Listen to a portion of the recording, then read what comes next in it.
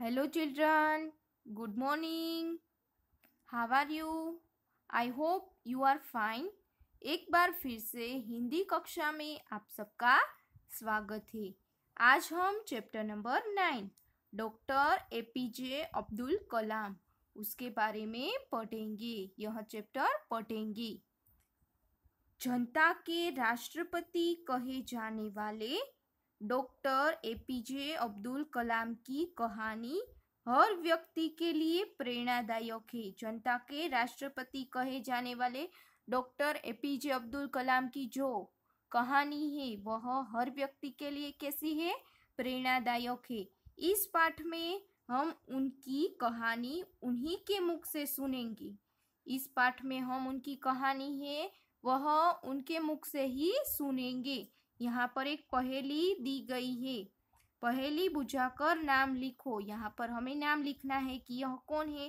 राष्ट्रपति ये थे हमारे, मिसाइल मैन कहलाते थे, डॉक्टर नाम के आगे लगता वैज्ञानिक जाने माने थे। वह कौन थे? वह हमारे राष्ट्रपति थे, मिसाइल मैन थे, उसका नाम डॉक्टर नाम के आगे लगता वैज्ञानिक थे। वह कौन थे? डॉक्टर एपीजे अब्दुल कलाम। कौन थे? डॉक्टर एपीजे अब्दुल कलाम। वह मिसाइल मैन थे, वह हमारे राष्ट्रपति भी थे और एक वैज्ञानिक भी थे। इसके नीचे मैं यह बहुत गर्व के साथ तो नहीं कह सकता कि मेरा जीवन किसी के लिए आदर्श बन सकता है। आदर्श यानी कि मॉडल। आप कहते हैं ना कि मैं इसकी तरह बनूंगा, उसकी तरह बनूंगा, तो वह कहते हैं कि मैं गर्व के साथ तो नहीं कह सकता कि मेरा जीवन किसी के लिए मॉडल बन सकता है, लेकिन जिस तरह मेरी नियति ने आकार ग्रहण किया है, मेरी नियति यानी कि निश्चय, दृढ़ निश्चय था उनमें, उससे किसी गरीब बच्चे को सांत्वना यानी कि दिलासा अवश्य मिलेगी। वह कहते हैं कि गरीब बच्चों को दिलासा अवश्य मिलेगा यानी कि जरूर मिलेगा। जो किसी छोटी सुविधाहीन सामाजिक स्थिति में जी रहा हो, जो किसी छोटी और सुविधाहीन, कोई भी सुविधा न हो, ऐसे माहौल में जी रहा हो, शायद मेरी कहानी उसे निराशा की भावना से मुक्त करने में सहायक हो। यह कहते हैं कि शायद मेरी जो यह कहानी है वह उसको क्या निराशा की भावना से मुक्त यानी कि दूर करने में सहायक होगी, मदद करेगी।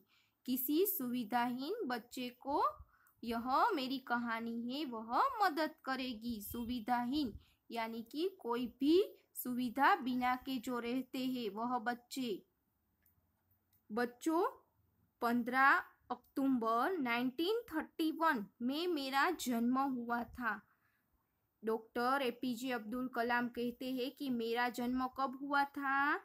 15 अक्टूबर 1931 में मेरा जन्म हुआ था। तमिलनाडु के रामेश्वर में। कहाँ हुआ था? तमिलनाडु के रामेश्वर में। मेरे गांव का नाम था धनुषकोडी। डॉक्टर एपीजे अब्दुल कलाम का गांव का नाम क्या था? धनुषकोडी था। मेरे पिता का नाम जैनुलाब्दीन और माता का नाम आसिमा था। डॉक्टर एपीजे अब्दुल कलाम के पिता का नाम क्या था? जैनुलाब्दीन और माता का नाम आसिमा था। क्या था? आसिमा। और पिता का नाम जैनुलाब्दीन। मेरा पूरा नाम अब्दुल पाकिर जैनुलाब्दीन अब्दुल कलाम है। वह कहते हैं कि मेरा पूरा नाम जैनुलाब्दीन अब्दुल कलाम है। अबुल पाकिर जैनुलाब्दीन अब्दुल कलाम है। ओके। मेरे पिता नावें बनाते थे। उसके पिता थे वह क्या बनाते थे? नाव बनाते थे और मछुआरों को किराए पर देते थे, और जो मछुआरे थे उनको नावें बनाकर किराए पर दे देते थे। हम एक संयुक्त परिवार में रहते थे और घर का गुजारा बड़ी मुश्किल से हो पाता था। घर चलाना भी मुश्किल था, इसलिए वह कहते थे कि घर का जो गुजारा था उसके पास पैसे ज्यादा नहीं थे, इसलिए उसको बोल रहे हैं कि घर का गुजारा है वह भी मुश्किल से चल रहा था। मेरे पिताजी की लगन, उनके ऊंचे विचारों और उनकी कर्मठता ने मुझे प्रारंभ से ही अत्यधिक यानी कि बहुत प्रभावित किया। उनके पिताजी एकदम लगन वाले थे कि नहीं, कुछ मन में है वह ठान लिया तो वह करके ही रहेंगे। उच्च विचार, कर्मता और प्रारंभ यानी कि शुरुआत से ही बहुत प्रभावित किया। किसने? डॉक्टर एपीजे अब्दुल कलाम को उनके पिताजी ने प्रभावित किया और अपने व्यक्तित्व में ये गुण मैंने आत्मसात भी किए। डॉक्टर एपीजे अब्दुल कलाम थे, उन्होंने भी अपने जीवन में यह गुण है वह आत्मसात यानी कि अपनाए। पेज नंबर 71 पर अपनी माँ के बारे में क्या कहूँ? डॉक्टर एपीजे अब्दुल कलाम कहते हैं मैं अपनी माँ के बारे में तो क्या बताऊँ। उनके प्रेम, त्याग और विश्वास ने मुझे सदैव शक्ति दी है। उनके माता ने यानी कि आसिमा ने उनके प्रेम, त्याग और विश्वास, उनमें उतना विश्वास था, प्रेम था, त्याग था, मुझे सदैव यानी कि हमेशा शक्ति दी है। उनके प्रति अपनी इन भावनाओं को मैंने अपनी एक कविता में पिरो दिया है। मेरी माँ के प्रति मेरी जो भावना थी उनको मैंने एक कविता में पिरोया, यानी कि उनके बारे में मैंने एक कविता लिखी है, ऐसा डॉक्टर एपीजे अब्दुल कलाम बोलते हैं। जो मेरी पुस्तक विंग्स ऑन फायर के प्रथम पृष्ठ पर ही मुद्रित है। डॉक्टर एपीजे अब्दुल कलाम कहते हैं कि मेरी पुस्तक कौन सी है? विंग्स ऑन फायर के प्रथम पृष्ठ यानी कि प्रथम पेज पर ही मुद्रित है, यानी कि दी गई है, छपी हुई है। जीवन में सफलता तथा अनुकूल परिणाम प्राप्त करने के लिए दृढ़ निश्चय। डॉक्टर एपीजे अब्दुल कलाम क्या कहते हैं कि जीवन में अगर आपको सफलता पानी है, अनुकूल परिणाम यानी कि आप जो चाहते हैं वह परिणाम पाना है, तो आपको दृढ़ निश्चय करना पड़ेगा। सबसे पहले तो आस्था रखनी पड़ेगी यानी कि विश्वास रखना पड़ेगा, और सकारात्मकता यानी कि पॉजिटिविटी, इन तीनों शक्तियों को भली भांति अच्छी तरह समझ लेना चाहिए। भली भांति यानी कि अच्छी तरह आपको समझ लेना चाहिए कि जीवन में सफलता पानी है तो दृढ़ निश्चय, आस्था और क्या? पॉजिटिविटी यानी कि सकारात्मकता आपको लानी चाहिए। उपर्युक्त पंक्तियां मेरे शिक्षक कौन से है? इयादुराई सोलोमन ने मुझसे कही थी। यह पंक्तियां है, हमने यहाँ पर पढ़ी कि ये पंक्ति है वह उसके शिक्षक डॉक्टर एपीजे अब्दुल कलाम के शिक्षक इयादुराई सोलोमन ने मुझसे कही थी। 5 वर्ष की आयु में मैंने पंचायत प्राथमिक विद्यालय रामेश्वरम में से अपनी शिक्षा दीक्षा आरंभ की। डॉक्टर एपीजे अब्दुल कलाम क्या कहते हैं कि मात्र मैंने कितनी आयु में? 5 वर्ष की आयु में मैंने पंचायत प्राथमिक विद्यालय है, स्कूल है रामेश्वरम में, मैंने वहां से अपनी शिक्षा यानी कि पढ़ाई करना चालू किया, स्टार्ट किया। कई बार ऐसी आर्थिक कठिनाइयां भी सामने आई कि मुझे समाचार पत्र बेचने का भी काम करना पड़ा। क्या कहते हैं डॉक्टर एपीजे अब्दुल कलाम कि कई बार ऐसी आर्थिक यानी कि पैसों की कठिनाई भी आई मेरे सामने, तो मुझे समाचार पत्र भी बेचने पड़े, अखबार भी बेचने पड़े, कई बार काम करना भी पड़ा। 1958 में मैंने मद्रास इंस्टीट्यूट ऑफ टेक्नोलॉजी से अंतरिक्ष विज्ञान में स्नातक की पढ़ाई पूरी की।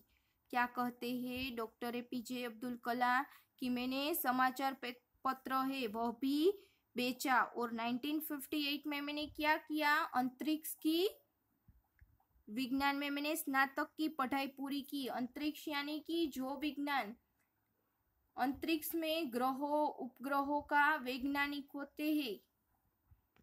अंतरिक्ष विज्ञान यानी कि वह विज्ञान जो अंतरिक्ष में स्थित ग्रहों उपग्रहों का वैज्ञानिक होते हैं, वह उनका अध्ययन करते हैं, उसको हम क्या कहेंगे? अंतरिक्ष विज्ञान।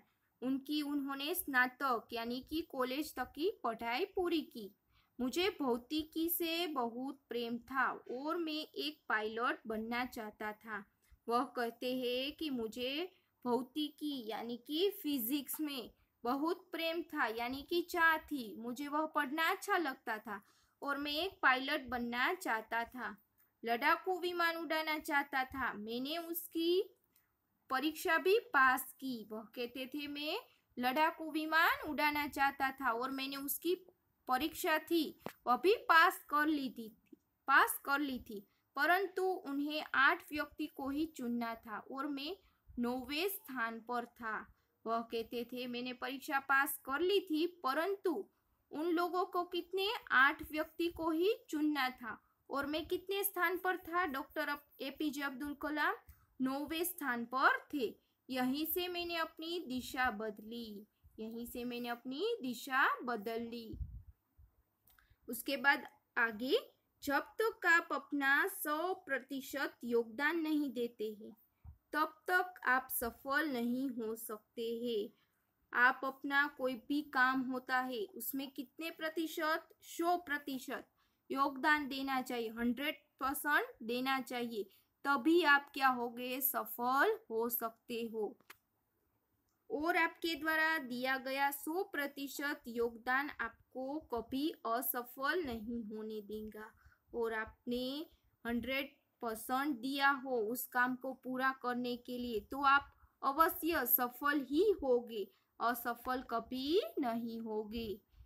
इसके बाद नेक्स्ट, सन 1962 में मैं भारतीय अंतरिक्ष अनुसंधान संगठन से जुड़ा और मैंने परियोजना महानिदेशक का पद संभाला। भारत का पहला स्वदेशी उपग्रह, भारत का सबसे पहला स्वदेशी उपग्रह है प्रक्षेपास्त्र यानी कि SVL, यह नाम दिया गया है प्रक्षेपास्त्र, यानी कि वह अस्त्र जिसका प्रयोग दूर स्थित लक्ष्य को भेदने के लिए किया जाता है, उसको हम क्या कहेंगे? प्रक्षेपास्त्र। उसका नाम दिया गया है SVL तृतीय यानी कि तीसरा बनाया। भारत का पहला स्वदेशी उपग्रह प्रक्षेपास्त्र SVL तृतीय बनाया। पृथ्वी और अग्नि जैसे प्रक्षेपास्त्र स्वदेशी तकनीक से बनाए। पृथ्वी और अग्नि जैसे प्रक्षेपास्त्र स्वदेशी यानी कि अपनी तकनीकी से बनाए। अपने देश को अंतर्राष्ट्रीय अंतरिक्ष क्लब का सदस्य बनवाने का जो स्वप्न मैंने देखा था वह पूर्ण हुआ। वह कहते हैं कि अपने देश यानी भारत देश को अंतर्राष्ट्रीय अंतरिक्ष क्लब में सदस्य बनाने का जो मैंने स्वप्न देखा था वह मैंने पूर्ण किया। पोखरण में परमाणु परीक्षण करके भारत ने परमाणु शक्ति संपन्न राष्ट्रों में अपनी जगह बनाई। पोखरण में परमाणु परीक्षण करके भारत ने क्या किया? परमाणु शक्ति संपन्न राष्ट्रों में अपनी जगह बना ली थी। अपने देश को सर्वशक्ति संपन्न बनाने का मेरा सपना पूरा हुआ। डॉक्टर एपीजे अब्दुल कलाम कहते हैं कि मेरा जो स्वप्न था कि सर्वशक्ति संपन्न हमारे देश को मैं बनाऊंगा, वह मैंने पूरा किया। सपना था वह पूरा हुआ।